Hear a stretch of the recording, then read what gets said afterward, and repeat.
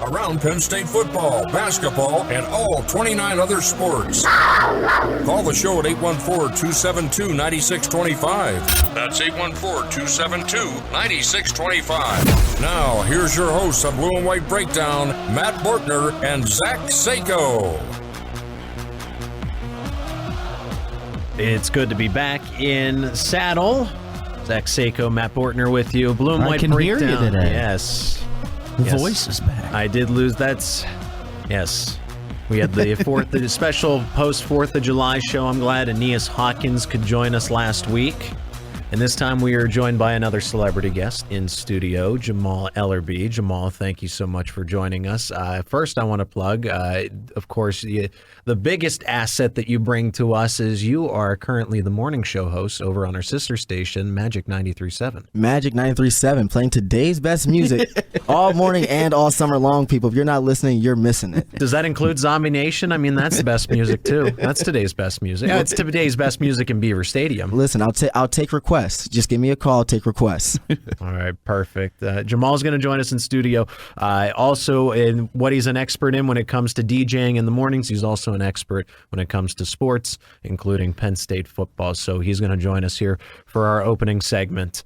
And it's good to be back on the show. Like I said, plenty to talk about today. We're going to open up with Penn State football recruiting news, of course. The football team 58 days away from the first game of the season against Purdue, September 1st. That's how close we are. Got to talk. Steve Jones is on vacation. Believe it or not, that man does take breaks. He is on vacation in Cape Cod, and I got to fill in on his show from 1 to 3 and talk plenty about Penn State football earlier with Adam Sheets, who filled in as a co-host as well. We'll nominate a play of the game. We'll look at a throwback play of the game. Pretty comprehensive Penn State news, as well as all of the other Penn State sports. Some news coming out about field hockey, women's basketball today. And across the conference, we are going to go outside of the Big Ten to the WAC to wrap up the show. First off, Jamal, I want to cue you in as far as what you are most excited about for the Penn State football team coming up this fall. I think getting back to tradition, the run game, people.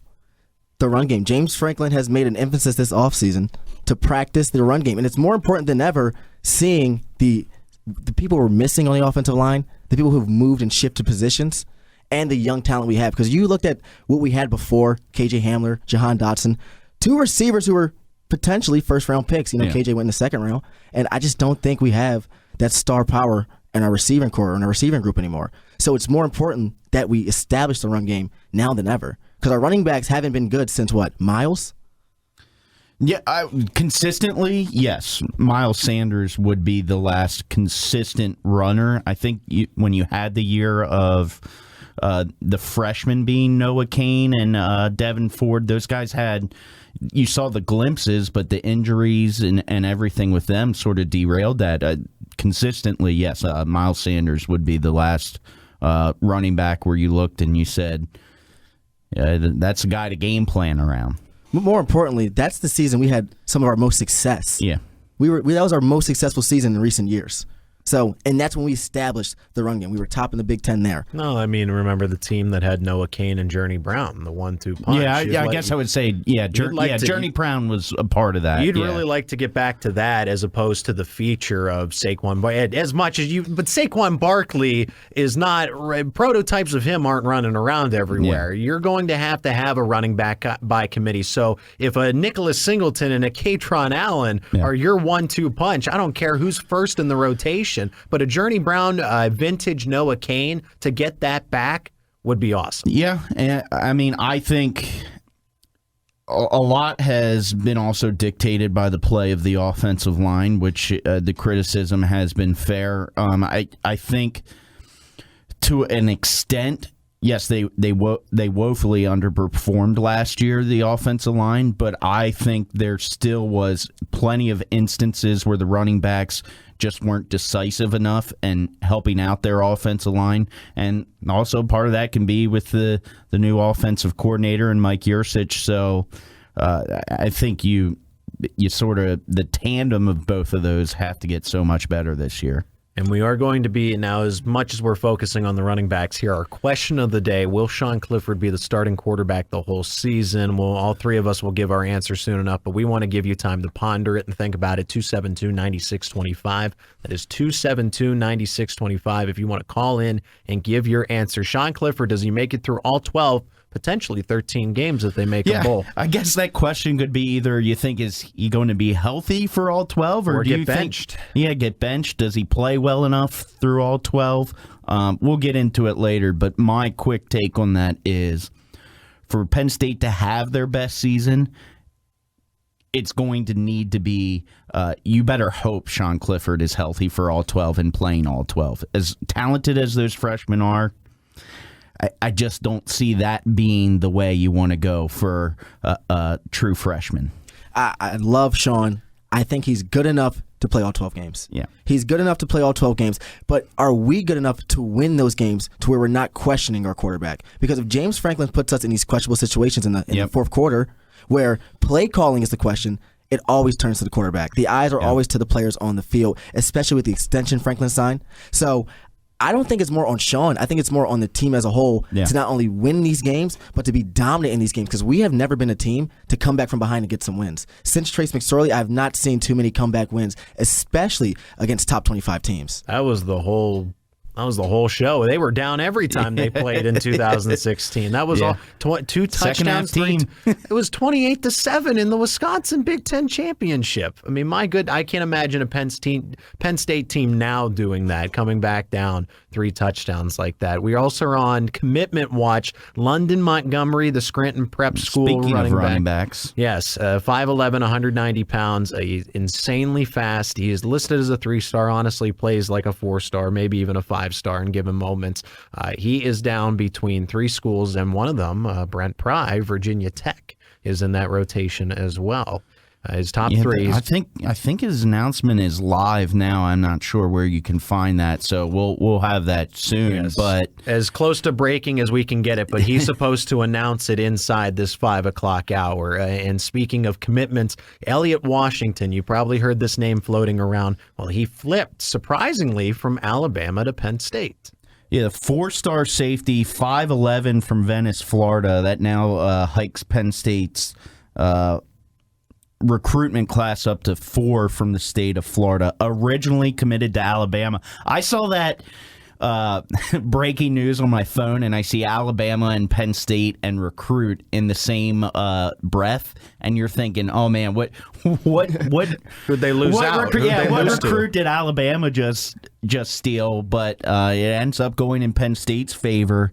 He's expected to probably play cornerback at the collegiate level. And looking at his tape, he seems to be that fit. He's physical for his size. He attacks the ball when the receivers catch it, especially on the screens. He's a good tackler. Got elite level speed, 10.69 100-meter dash as a junior.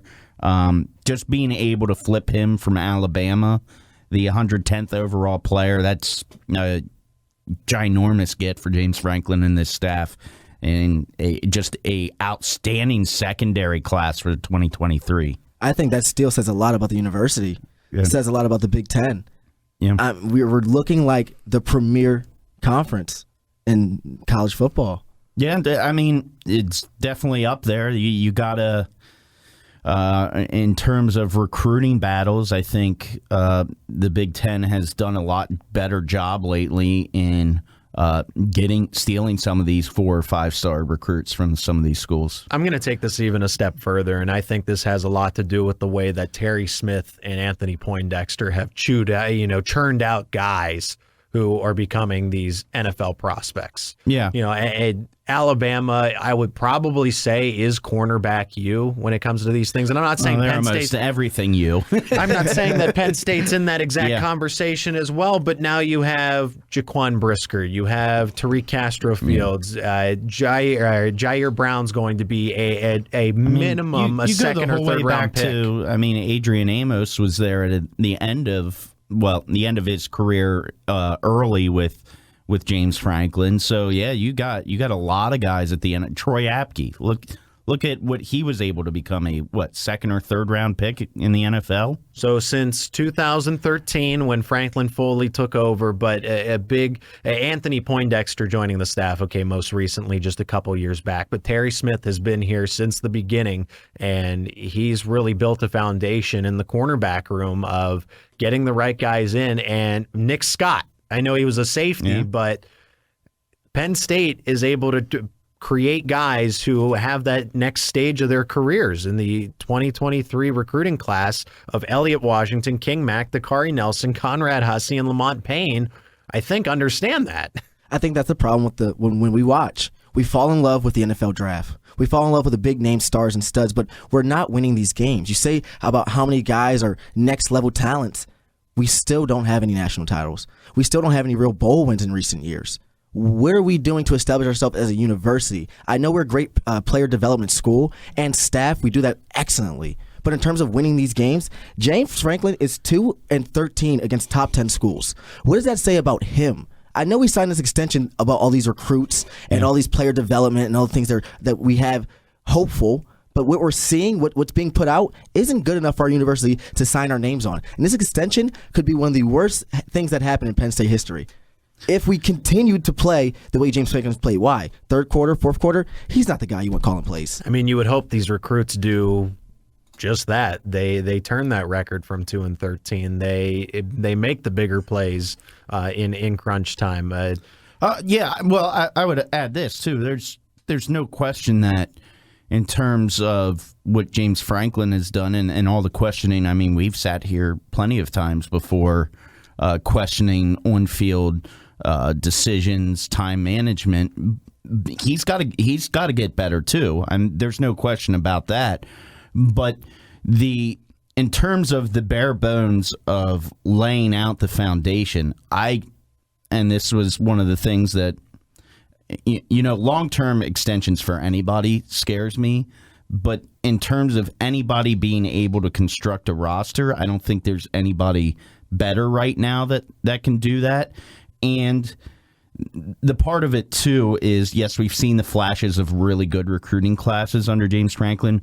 We haven't seen 2 in a row like he's headed towards now. And that can be a difference, too, is if you keep racking up year after year of really good recruiting classes where they're all growing up together. So you're right. There's a lot of question marks here, but I mean, you got to, when you're recruiting at this level that he is right now, you got to give him the chance. And if it doesn't work out, he'll work his way out of the contract if it doesn't work out. And here's something else I wanted to point out about all of this recruiting. They're number 6 right now, according to 24/7 in the 2023 class commitments in terms of team rankings. James Franklin's not going up against USC, Michigan, Ohio State, Alabama, Georgia, Florida, whatever have you anymore. He's going up against Nike. He's going up against Walmart. He's going up against Texas Big Oil. Yeah. Okay? That's so, for example, the Marcus Stokes commitment, the flip. That he was able to bring in Marcus Stokes for a time being and sell him on just the place, on the institution. I know there was some NIL involved, but that's going to happen now where Florida's going to be like, well, here's this $5 million check because we missed out on the $11 million QB, so you can have some of the crumbs. That's how this happened. The fact that Penn State is able to out-recruit some of these other places when he doesn't have the backing of a Walmart or another big institution that's basically funding these schools for these NIL collectives is honestly pretty damn impressive. It's outstanding. It's amazing. But does it win you games? Does it win you games? Because the play calling has always been the question at the end. In the third quarter, at the end of the third, and at the top of the fourth quarter. If it's a close game, that's what you're questioning, play calling, not players' execution, especially with the OT.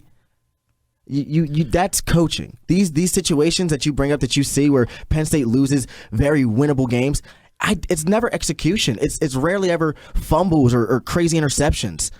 They can't convert a fourth down. They're struggling to run the ball now. Well, yeah, and I think that's obviously the next level of what this is. I mean, this conversation right now is how this recruiting class is doing, and it's fair to wonder, where it can go. But I just think that those are the questions that we're going to get into quickly in this season. But I just think as it stands right now, there's probably not much more he can do in terms of the recruiting fashion. It's just that I don't know. I think you're trying to extend this a little too quickly. I think I don't know. I just think that these will fall into place. It'll be easier to determine now with the rosters that he's putting together if he's the right man or not. I think the consecutive years of recruiting like this really gives you the outlook of, okay, now do we have the right guy or not? But how much pressure are you putting on him this season, or does he get another season? I mean, the next, with these two recruiting classes, especially with Drew Aller, he's basically got a free pass for probably 2 or 3 years, because you can't always assume that quarterback in year, and this will sort of bleed into our next topic, but you can't really assume that the quarterback in year one of starting is going to magically take you to the next level. You're going to see how he develops with the other guys. This is fun because I get to break some news. London Montgomery, 4-star running back out of Scranton Prep High School in Pennsylvania, is staying in state. He is committed to Penn State in the class of 2023. Not shocking there. No, I not think, at all. When we've talked about him, that I didn't know if Penn State would take 2 running backs. So if Trayon Webb did commit to Penn State, I didn't know if he would be the guy going to the Nittany Lions. But this seemed to be sort of his dream school all along. And with Trayon Webb not committing to Penn State, this sort of seemed like a done deal that he would be coming to James Franklin's 2023 recruiting class. And with that being said, we'll discuss that and more. Also, the quarterback room going into the 2022 season. It's Blue and White Breakdown on State College's ESPN Radio with Jamal Ellerbe joining us in studio. He's Matt Bortner. I'm Zach Seyko. Now, back to Blue and White Breakdown. Get in on the action by calling the show at 814-272-9625 on ESPN Radio 103.7 and 1450. Commitment number 17, London Montgomery, 4-star running back out of Scranton Prep High School right in Pennsylvania. The best in Pennsylvania stay in Pennsylvania, and that's exactly what has happened. Special guest Jamal Ellerbe joining us in the studio. Jamal, thank you so much for your time and staying on for an additional segment. There's no problem. It's no problem. I hear we're talking quarterbacks. Is that true? Yeah, they're somewhat important. Name drop. You won't. Nah. Yeah, we're talking quarterbacks, but now I wonder how the class will look with the 17 commitment once it updates. Do they push back into the top 5? Will Penn State push back into the top 5 here? With I'm trying to see what's the percentage points they were behind.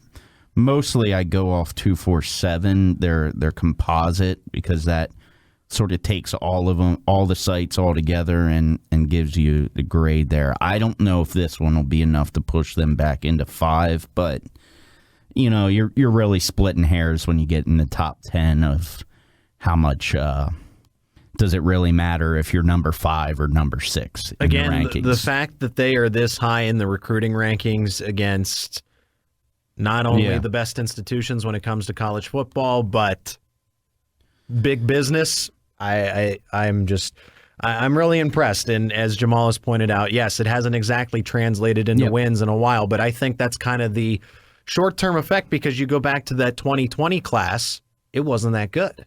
And that's when some of those guys are starting to make their way into the line, just because it wasn't that deep and the recruiting was a lot different. Guys were making decisions based off of Zoom calls. And where are you going to go? You're going to go to Nick Saban. You're going to go to Kirby Smart. James Franklin is a people person. Yeah. He's got to be out and about. And now that he's back in his bag, look how it's translated.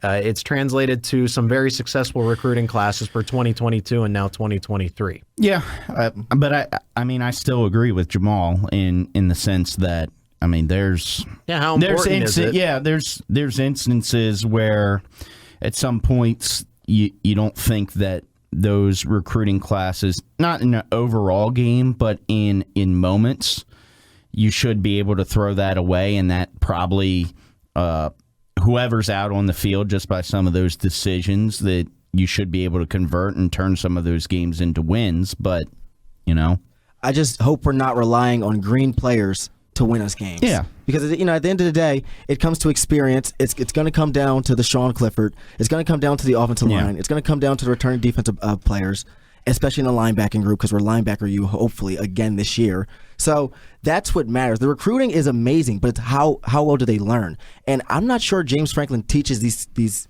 young players how to win, because he hasn't won close games. And that's the difference, I think, between an Alabama, between Ohio State, is that not only do they have the coaching staff that's done it, they have the coaching staff that's been a part of other coaching staffs that's done it. And here at Penn State, we haven't won close games since James Franklin's been on. Well, he won the Big Ten championship. It's been a while, though. Yeah, I get that. This will be 6 years. It's been a while, but to say that he hasn't is false.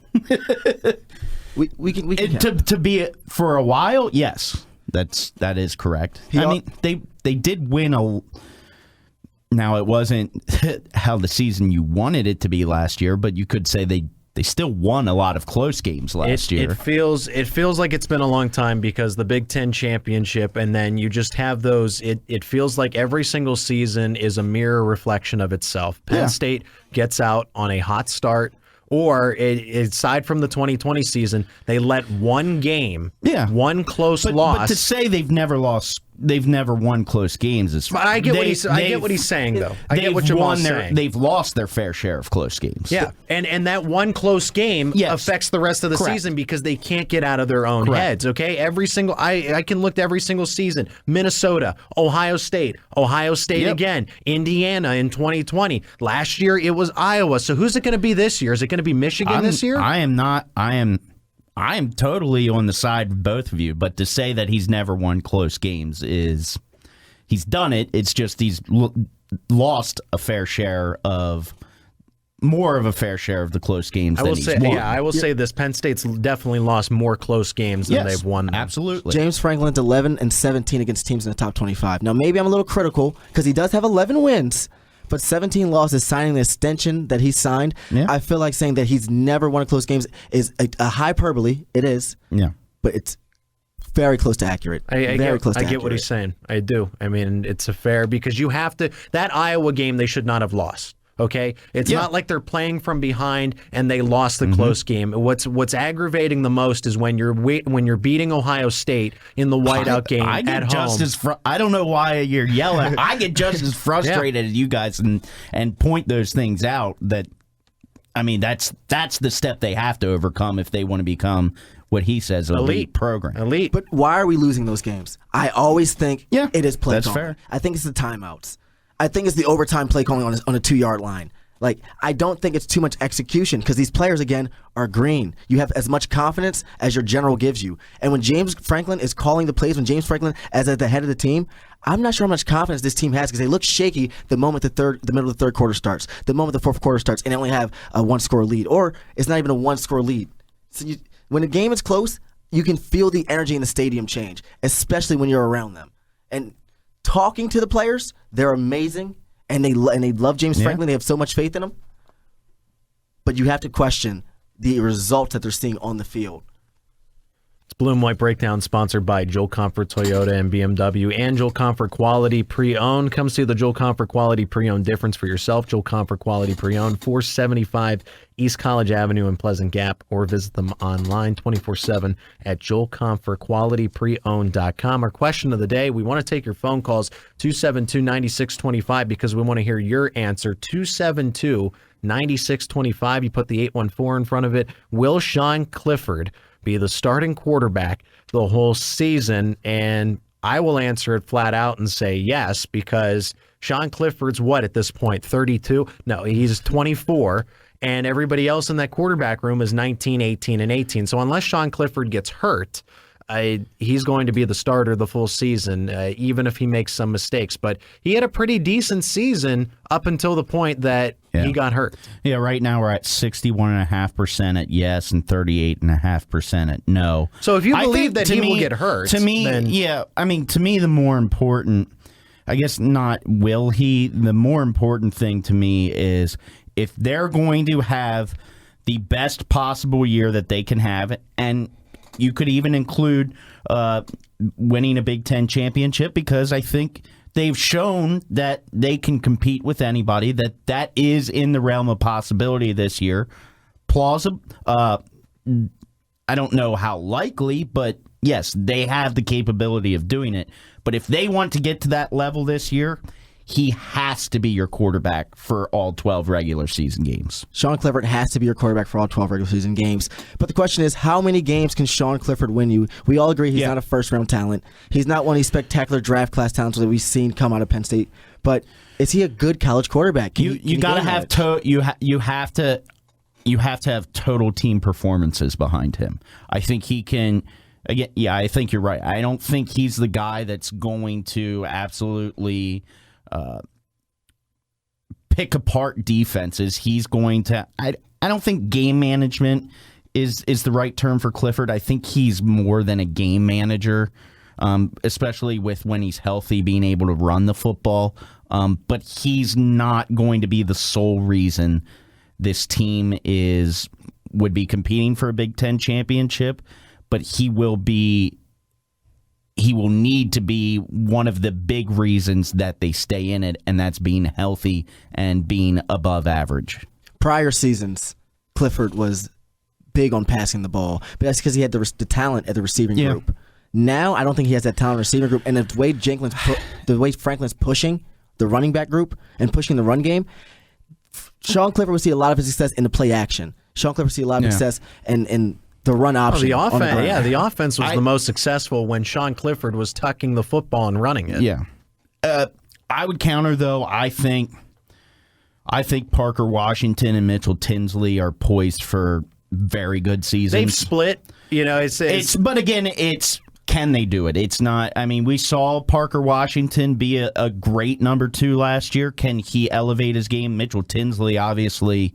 Now that was a pass-heavy offense at Western Kentucky, but I think too, if their tight end group can elevate, and I think these running backs, especially Nick Singleton, can be a threat out of the backfield as well. I do think Penn State has a lot of options throwing the football this year. Think about it for a second. Other than Noah Cain and Jahan Dotson and a couple of transfers along the offensive line and Rasheed Walker, everybody's back. Yeah. Everybody's back. You get that whole tight end room back. And then there's debate. Eric Wilson you lose as well. Yeah, you lose Eric Wilson, but he was kind of a fill-in starter. Yeah. I'm talking about anchors. You have Juice Scruggs back, Olu Fashanu, Landon Tangwall. I know those guys are getting integrated more and more, but that whole tight end room's back. Yeah, it's a question, can you put it together?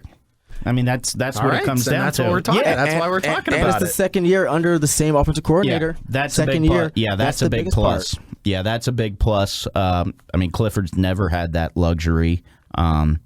So I mean, it sounds like we're all in agreement that, I mean, he's got to be the guy for 12 games. All right, then so he gets banged up. Who do you feel comfortable putting in next? Is it Veilleux or is it I think definitely Aller? In the beginning of the season, it's going to be Veilleux. Just everything we've heard. I mean, I know we've heard a lot of good things about these Not even after Aller put on 15 pounds. He weighs 242 now. He's a big boy. That's a large human being, 6'5", 242. But he already had a cannon. It's being a true freshman at the collegiate football level is so difficult. And he ran an offense that's very friendly to aerial attacks in high school. I would say down further in the line, if you're at a point of your season where you're not having a great season, okay, maybe him or Prabula are your backup quarterbacks, because I wouldn't throw out Prabula ever beating out Aller. I know Aller has the highest ceiling, but Prabula's got that dog in him. He does. I mean, that's exactly what McSorley was. But either way, I think if in terms of you're playing the game of we're in a competitive stage, Veilleux's your backup quarterback. All right, I'm going Aller. If it's week 5 and beyond, I'm going Aller. Because the way we're going to rely on the running game, I hate to sound like a broken clock, but that just opens up the play action. And with the arm Aller has, he's the best play action quarterback we have outside of Clifford. Yeah, my bad. Clifford, not McSorley. Yeah. So I wish. Yeah, I wish. I wish McSorley. So forever. We kept the wrong quarterback for 6 years. So I have to go Aller just because of his arm, just because of his potential, and just being out there on the field 5 weeks in. Who knows what we see out of the future of this Penn State team if Clifford really goes down? I like Aller. I would say I would like to see him be the backup if something happens, but realistically, I don't know if we're ready to leap that far yet. And I truly do believe that Veilleux is better than Aller and Pribula tomorrow, the next day, and as the season goes along. You would like to think that Aller and Pribula, because that's why they were brought in to eventually, they weren't meant to be depth pieces. Everyone expects Aller. I'm sorry, Pribula just doesn't get the love that he deserves. I'm sorry. It's because everyone sees the 5-star and goes absolutely nuts. Aller has all the intangibles and the size, but so does Veilleux. Yeah. Veilleux is a little mobile. He's 6 foot. He's 6'4". He's got the cannon as well. He's got the dog in him. Yeah, I just don't. I don't think we've seen enough that he was good in spots, but altogether, I haven't seen that says he can win you games. I think he can make it much more competitive than when we saw out of Taquan Roberson last year. So this quarterback room, we all agree, is much better than last year's quarterback room. Yes. In comparison, it's fabulous. Yeah. Then a true freshman Veilleux, a Taquan Roberson who's now at Connecticut. I hope he finds some new life. I do too. Really I mean, he was. Yes, he wasn't ready for that moment, but I will keep saying it. You can't get thrown into a much Veilleux more. Wouldn't have been ready for that moment either. Yeah, I don't know in terms of snapping the ball and those things. Who knows if it would have been the same? But you can't be thrown into a worse position than Roberson was.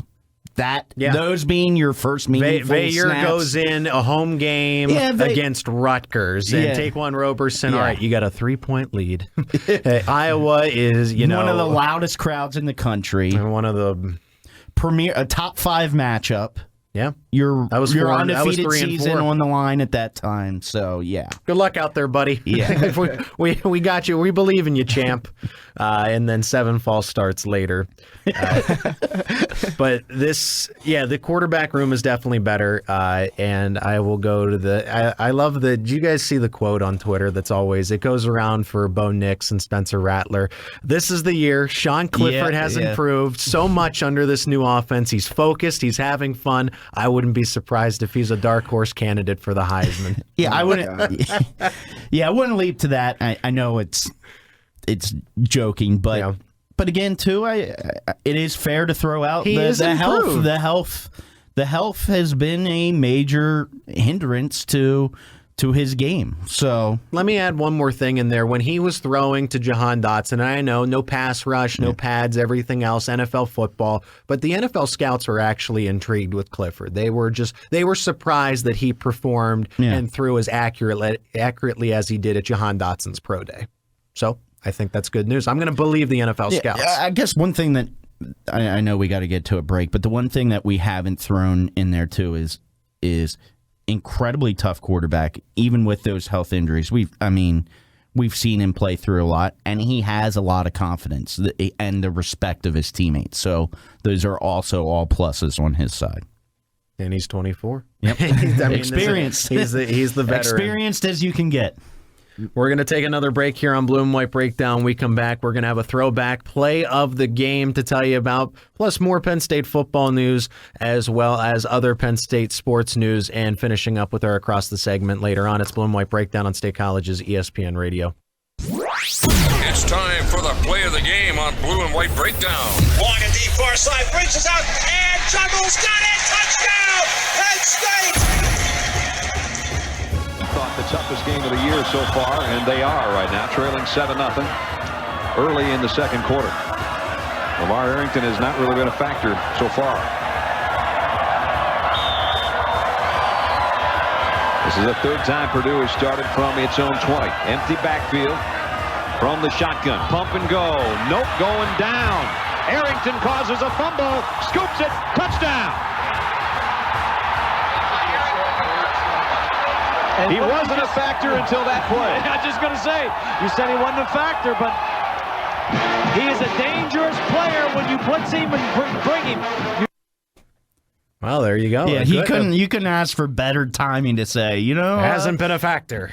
Oh, man, he was. I mean, you still look at Micah Parsons did just that. I thought I was watching Micah Parsons in standard def. Yeah, I would say LeVar was. I would say he was even more electric. Now, we didn't get to see the junior year of Micah Parsons, so we don't know how that would have developed. But in terms of electricity, because Micah, obviously great, but LeVar turned a lot of things into touchdowns. He blocked so many kicks.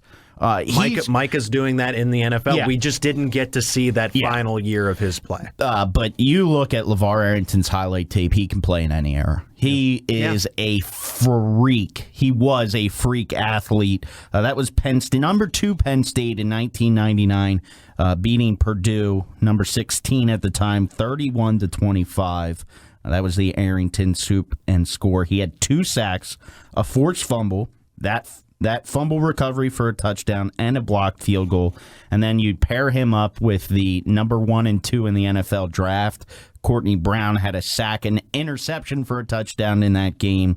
And Drew Brees just never could get it done against Penn State. 0-3 in his career against the Nittany Lions. That was one of the more disappointing seasons for Penn State. They were undefeated, 9-0, lost 3 in a row against Minnesota, against Michigan, and just, a disappointing end of the season. They were preseason number 1 that year, but did win the Alamo Bowl against Texas A&M 24-0. But that was a fun year to go look back at the NFL prospects and just how good, especially that defense was.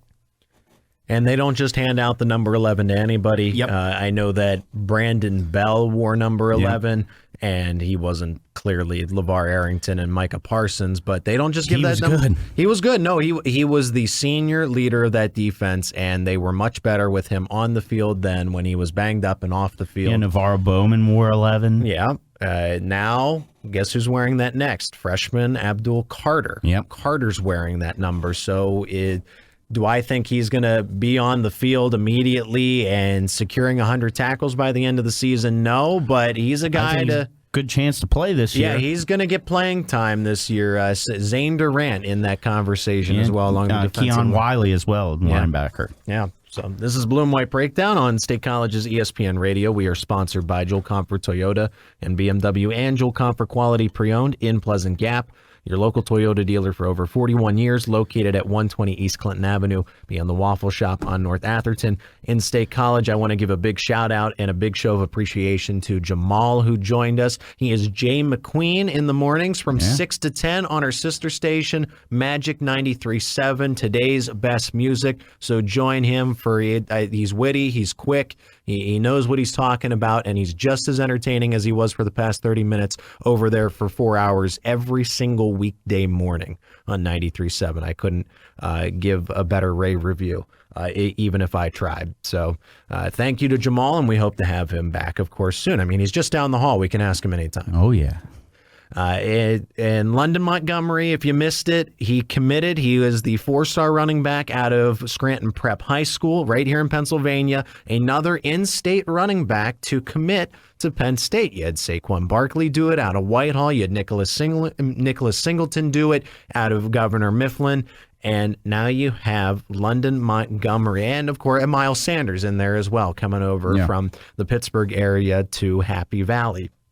But there's other top prospects to keep an eye out for, and we are going to talk about some of the other Penn State sports that have news. Like I said, we teased women's basketball and field hockey, men's soccer. We'll talk about some news and notes from them as well. But to wrap up Penn State football on the recruiting front, other names that we are looking at for commitments, Tony Rojas, outside linebacker, 4-star out of Virginia. That would be a huge get, especially because, honestly, Jamal brought it up. Penn State needs to remain as that linebacker. Honestly, the linebacking, I am the most concerned from all of the positions about linebacker. Yeah, It's my number one concern. Outside too. of Curtis Jacobs, I think that they are just, if he goes down, they are very thin at that position. So if you're going to keep linebacker you going, Tamir Robinson, he's an edge rusher. He is scheduled to commit the day after on July 15th. And those two guys would be a huge boost to the class of 2023. Yeah, absolutely. It would be 2 great days in a row. There's also, that we talked about last week, just rounding out our prospect watch. We'll have watches all throughout the offseason, but Cameron Selden, that he committed to Tennessee, the number 124 overall player, he would have been a nice get for Penn State. Neo Avery, a former Penn State commit, sort of left the door open to maybe coming back. That's what Matthias Barnwell did. He decommitted and then recommitted. Yeah. The number 208 overall player from Olney, Maryland, does not have Penn State in his Final Four choices. And then the big one here was that Jason Moore, number 52 overall player from DeMatha, defensive end, just a monster. A lot of people just didn't think that Penn State was going to be able to round him out at the end. I would think he probably ends in their top 4 or 5 choices, but he goes to Ohio State, which seemed to be a late switch. A lot of people would think he was going to Notre Dame, honestly.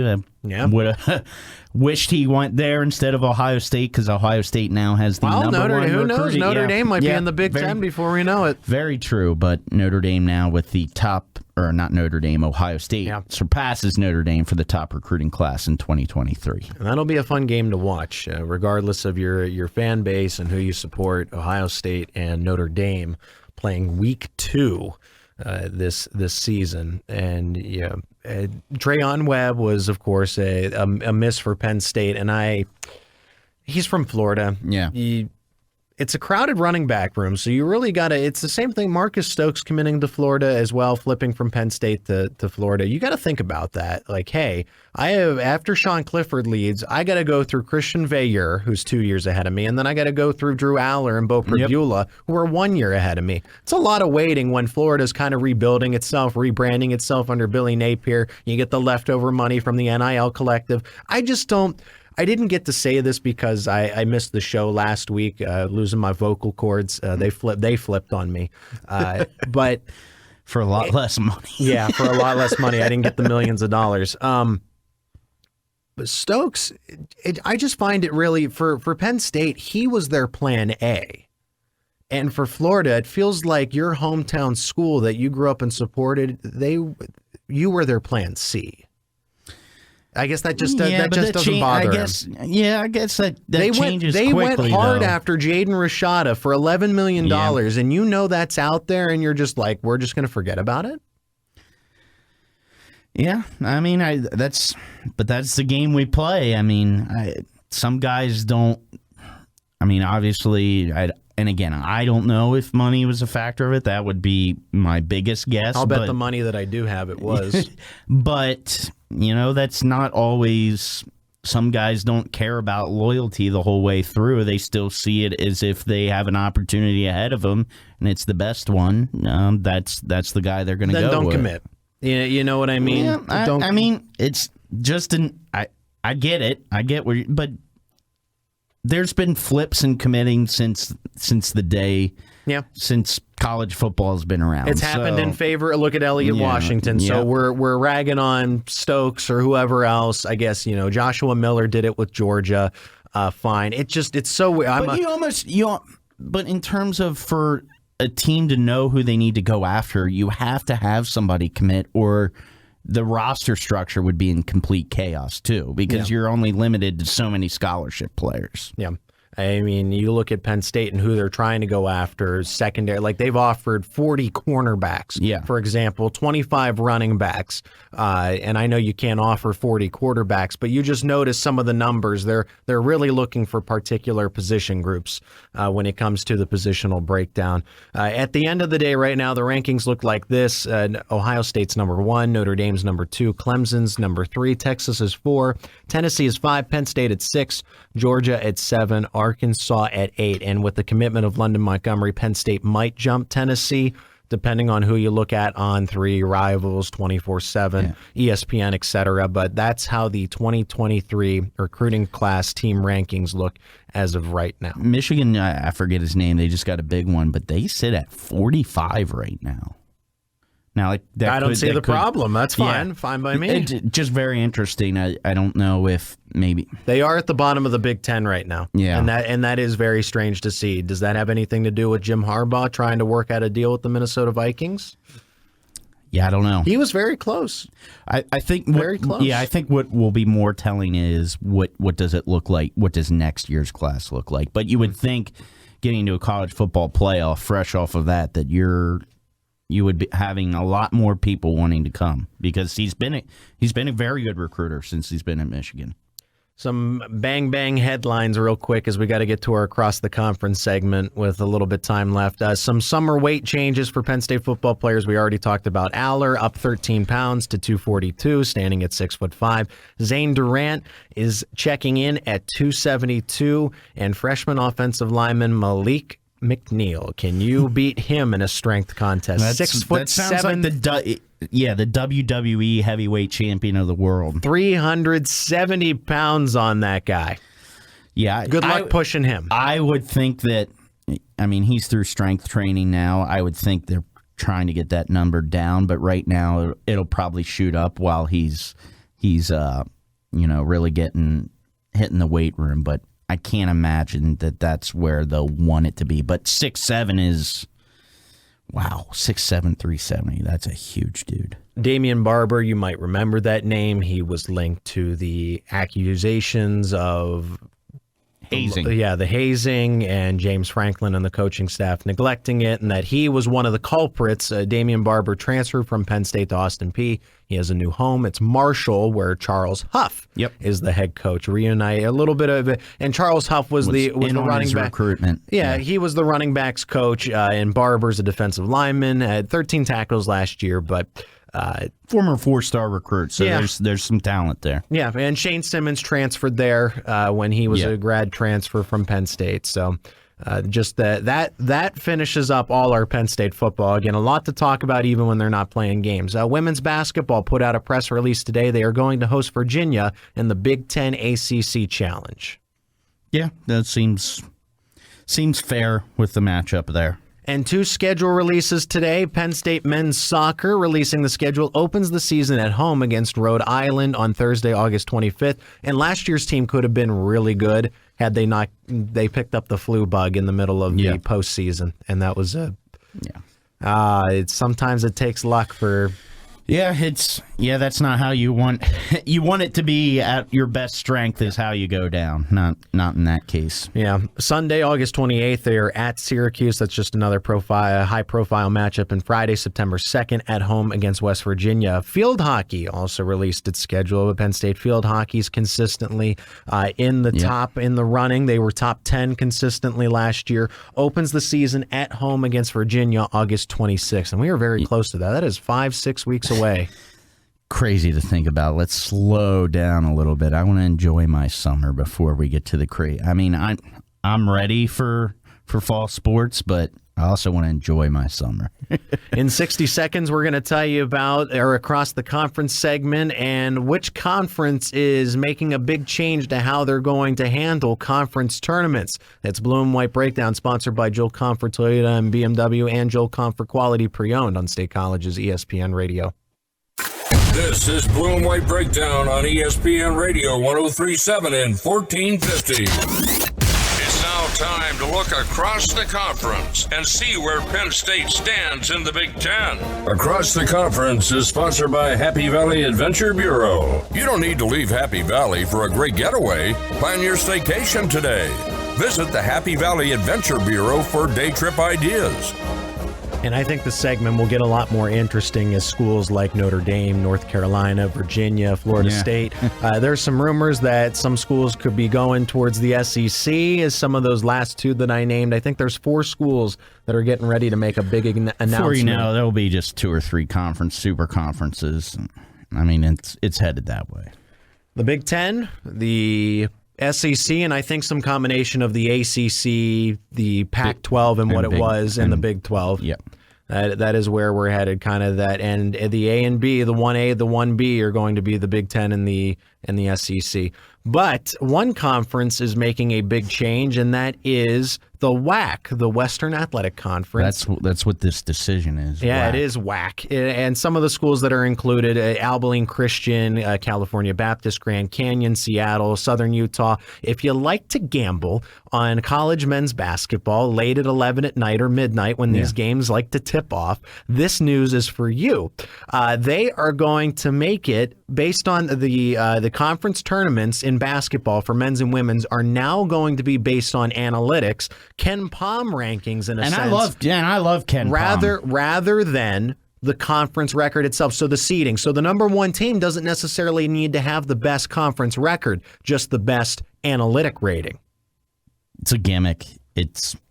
I pray to God no other, especially the big conferences, go after this. I mean, that could mean that you beat, so like 1 and 2, you beat the team both times head to head during the season and have a better record than them, and somehow you could end up not being the higher seed. You're the 3 seed because you're rating, and then non-conference matchups come into play now.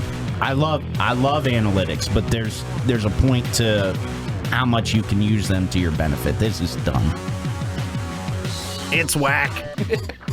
Big thanks to Jamal for joining the show. We're here every Monday from 5 to 6. You can bleed blue and white every Monday at 5 p.m. with Matt and Zach on ESPN Radio 1037 and 1450. Thanks for listening to Blue and White Breakdown, sponsored by Joel Confer Toyota and Joel Confer BMW.